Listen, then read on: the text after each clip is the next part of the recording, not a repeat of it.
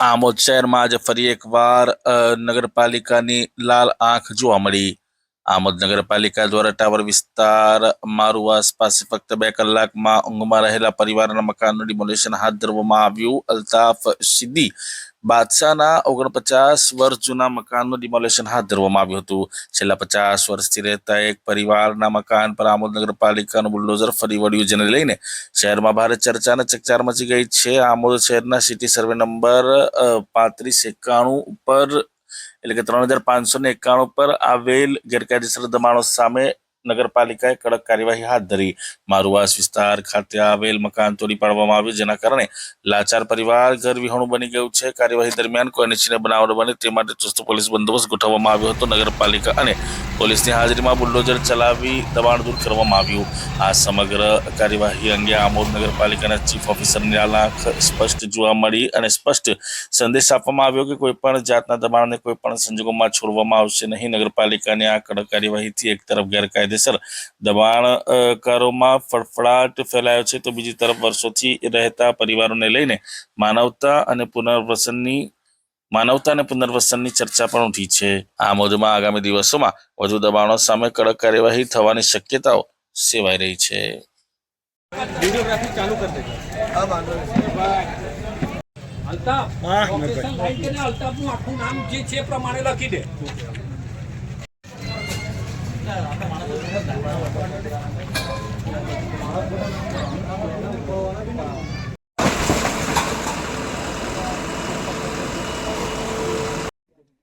આજે આમોદ શહેરમાં જે આપ જોઈ રહ્યા છો તે સરકારી જમીન સિટી સર્વે નંબર 3591 પર જે વર્ષો પહેલા દબાણ કરેલું હતું એને અમે નોટિસો આપી નથી. નોટિસો આપીને એને મકાન ખાલી કરવા માટે જણાવેલું હતું. ન કરતા અમે આજે એને મકાન ડિમોલિશનનું કામ શરૂ કરી રહ્યા છે. બીજું કે આ મકાનની પાછળ અમારું એક તળાવ બ્યુટિફિકેશનનું કામ મંજૂર થયેલ છે. તેમજ એ તળાવની પાછળની સાઈડ એક આંગણવાડી જે છે એ જર્જરિત છે અને એક એકાંત વિસ્તાર છે. એ છોકરાઓને ત્યાં બહુ તકલીફ પડી રહી છે અને આ સરકારી જમીન પર આ દબાણ દૂર થતા અમે વિકાસના બીજા કામો આ જમીન પર અમે તૈયાર કરીશું. ઘર માલિક નો આક્ષેપ છે કે તમે કોઈ પણ જાતની જાણકારી કે નોટિસ આપી નથી. નહીં, ખોટી વાત. એ વારંવાર નોટિસો આપવા છતાં એ હિસાબ ખાલી નહોતો કરતા. એને અમે 1 વર્ષથી નોટિસો આપી રહ્યા છે.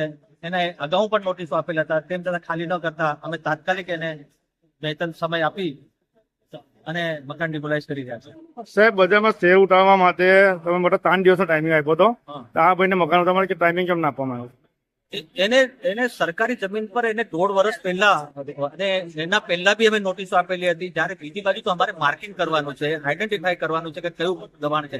આનું તો ઓલરેડી આઈડેન્ટિફાઈ 1 વર્ષ પહેલા થઈ ગયેલું હતું અને એને વારંવાર કહેવા છતાં ખાલી કબજો નહોતો આપતો, એટલે અમારે તાત્કાલિક. બરાબર છે, તેમ છતાં પણ અમને 1 દિવસ 24 કલાકનો સમય પણ ના આપવામાં આવ્યો. સરકારી જમીન પર વેરો ભરે એટલે એ સરકારી જમીનનો માલિક થઈ જતો નથી.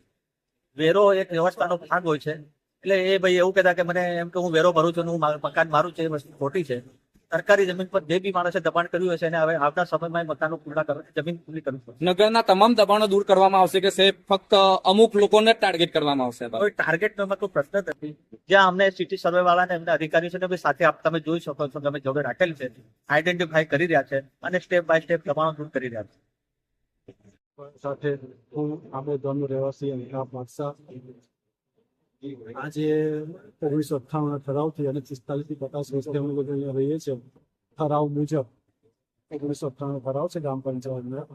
સિટી સર્વેમાં કોઈ બાય મિસ્ટેક ચલાવ્યું નથી. એથી આજે મને ફક્ત 2 કલાકનો સમય આપીને મારા ઘરનું ડિમોલેશનનું કામ હાથ ધરેલ છે અને આમોદના મુખ્ય રસ્તાઓ પર અને બજારમાં પ્રથમ દિવસની મુહૂર્ત સાથે ખસેડી લેવાની નોટિસ આપી છે. પણ મારું ઘર મને ફક્ત ને ફક્ત 2 કલાક જ આપેલા છે અને 2 કલાકની મુદતના મારા ઘરનું ડિમોલેશન ચાલી છે. આમોદ ગામમાં જોવા જઈએ અનેક એવા બાંધકામો છે જે બિન અધિકૃત પણ છે અને સરકારી જમીનો પર છે. તો પ્રશ્ન પ્રશાસન છે મારા ઘરનું આજે ડિમોલેશન છે.